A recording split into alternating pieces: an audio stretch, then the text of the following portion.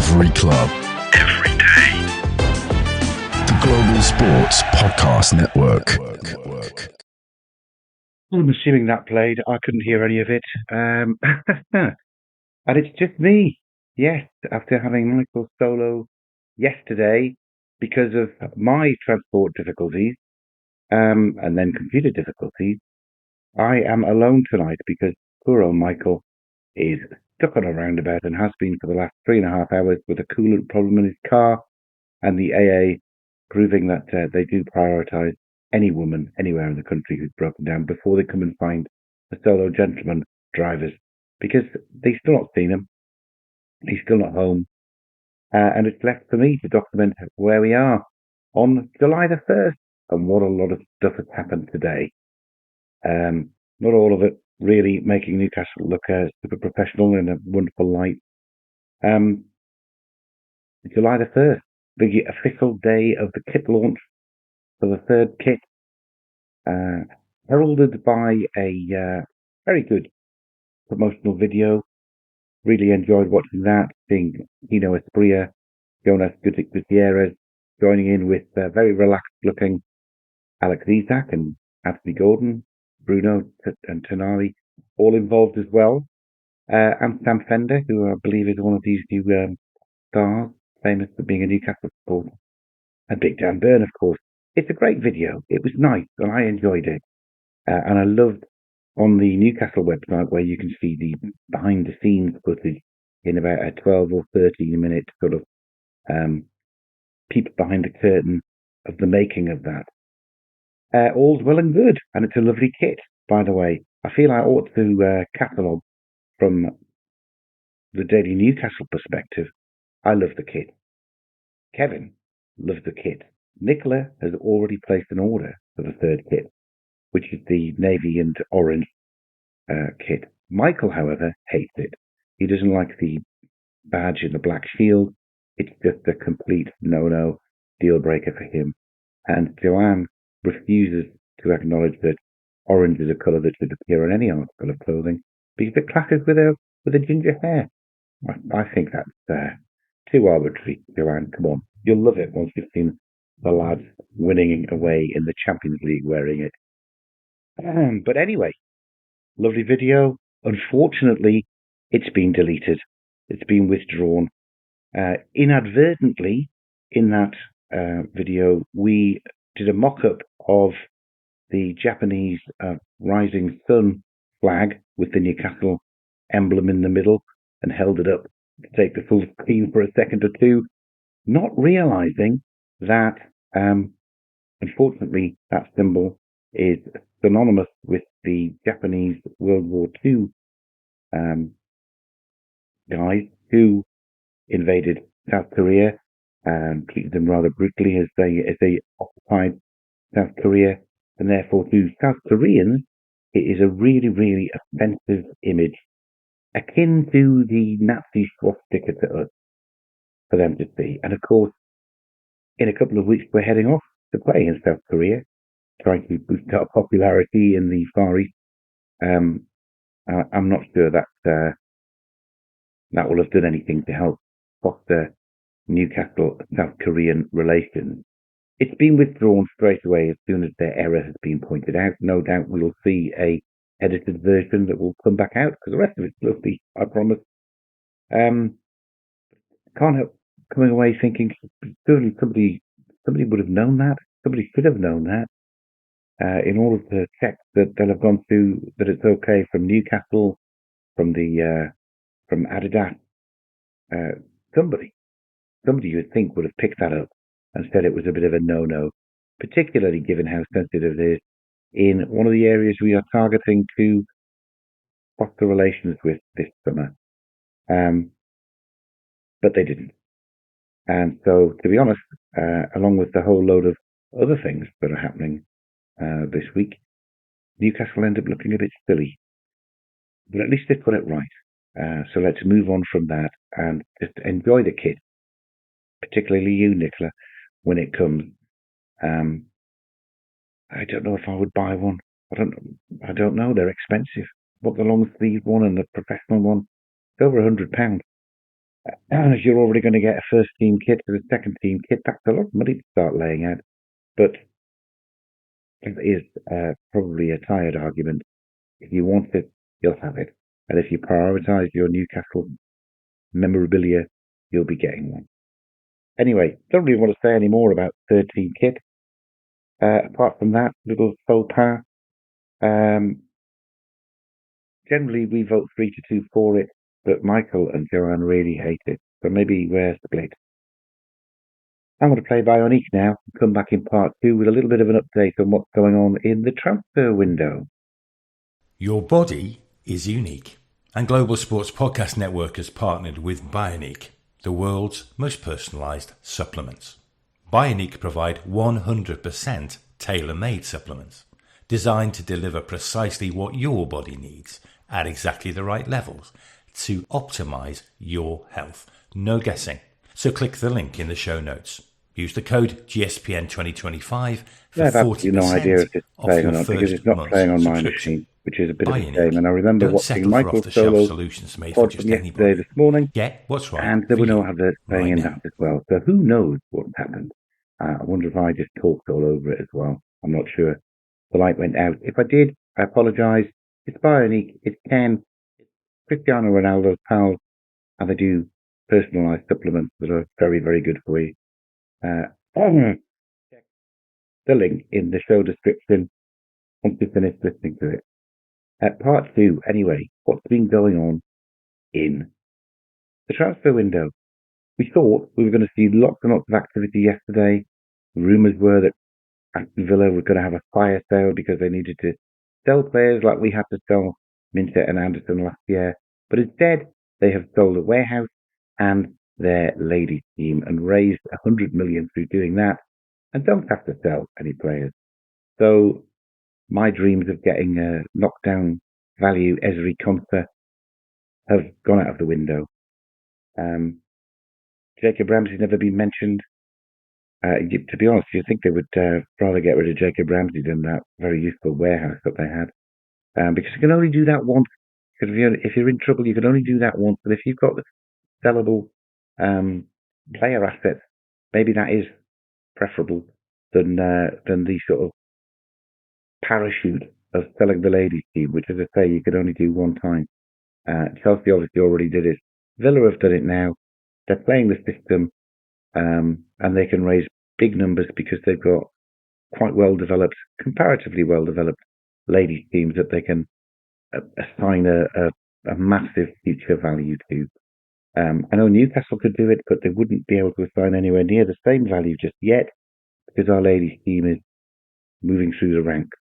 I know they're moving through the ranks very quickly, but they still haven't made it up to the Premier League level yet, so we wouldn't be able to raise as much anyway.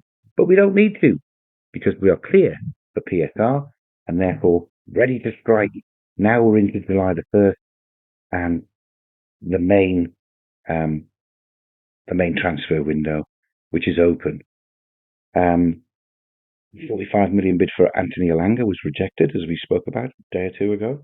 But news today that we have gone back in with a £50 million plus extras bid for Anthony Elanga, and he certainly seems as if he is the main man now. It's persistent and consistent of Newcastle to go back with a slightly improved bid. Rather disappointingly, news also that Aston Villa are quite interested in him. And this is a little bit of a recurring theme this week, particularly today, as we work our way through our targets disappearing and joining other players.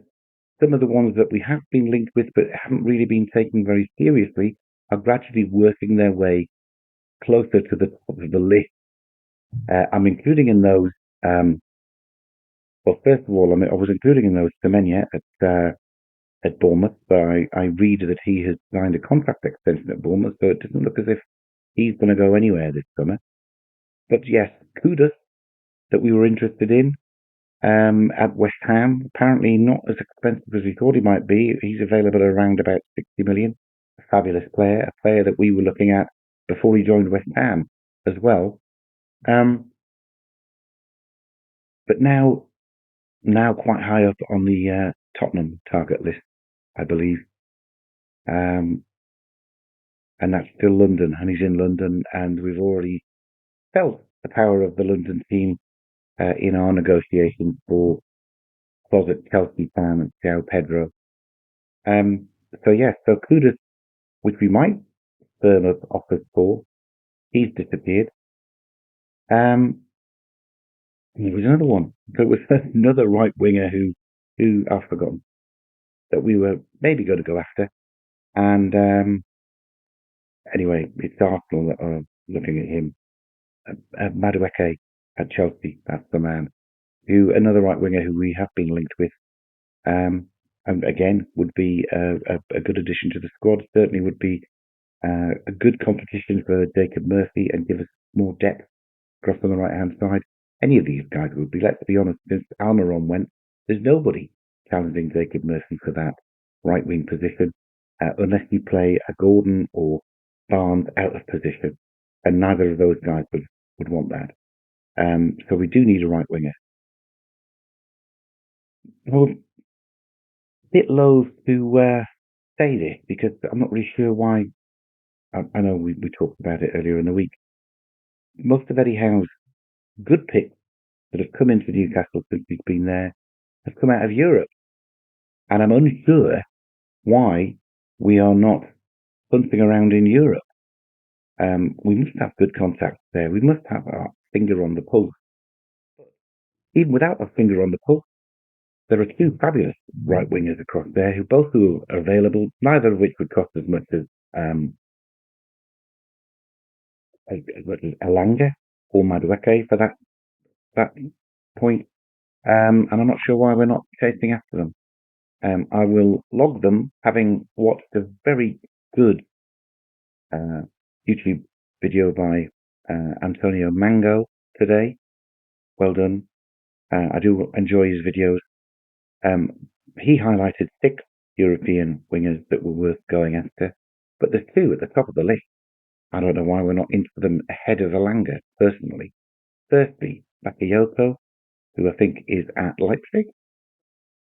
Is he at Leipzig? Oh, I don't know where Bakayoko is. I do apologise. I should have done the research.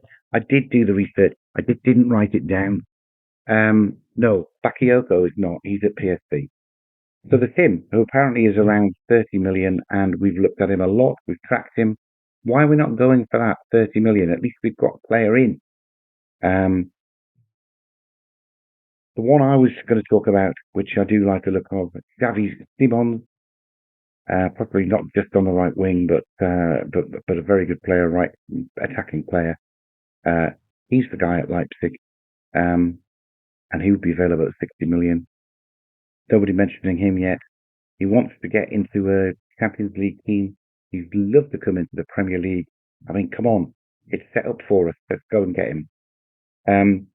Slightly below that level, I think, but maybe not. And if you want a rapid winger, then why not go to Borussia Dortmund, I think.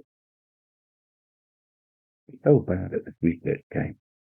Borussia Dortmund and Snaffel Adiemi, who was very good against us when we played Dortmund. He's got Champions League experience right through to playing in the final, and he is super, super fast and a very good player. Why are we not chasing after these instead of sitting in the queue waiting to be rejected by another Premier League player who would like to stay in London? On that, having sat there for 5 weeks, courting Joao Pedro, and then watching Chelsea spend 5 hours to chat through the deal, sign him up, get his visa organised and sent off to actually play in the latter stages of the World Cup final. Let's just leave that. Let's not do that again. Let's be quick. Let's go after these guys that nobody is talking about yet. That would be my suggestion. Anyway, I probably should pause there, mainly because I've forgotten what I was going to do today next, and read you the Zencastr advert. Do you have a story to tell the world needs to hear? Have you struggled with reaching new audiences who are engaged with your story? It might be time for you to start a podcast. Let me tell you about a platform we use here at Global Sports Podcast Network. Zencastr makes it easy to start a high-quality podcast built for growth from day one. With 4K video recording from your phone and AI editing that automatically removes ums, ahs, you knows, and 22 other speech patterns, Zencastr makes it super easy to start a podcast that sounds great. Ready to tell your story? Check out the link in the show description to learn more about Zencastr. I'm so pleased that I've been able to get the second advert in because I didn't think I had enough to talk about to split it into 3 parts. And by the brevity of this last part, you will know that I didn't. However, there are still 1 or 2 points further that I would like to log in our transfer diary, which is, as I say, probably more useful in logging all of the things that can get in the way of very keen and eager individuals making a daily podcast. In the wider transfer market, they're still playing musical chairs with strikers. Arsenal apparently are waiting for Sesko or Gyökeres to come.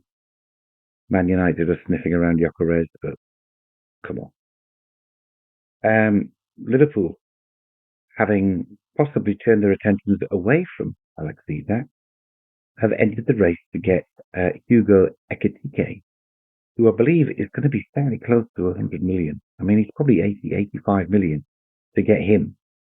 And that obviously is a player who we were after right back in that first, when Bruno came.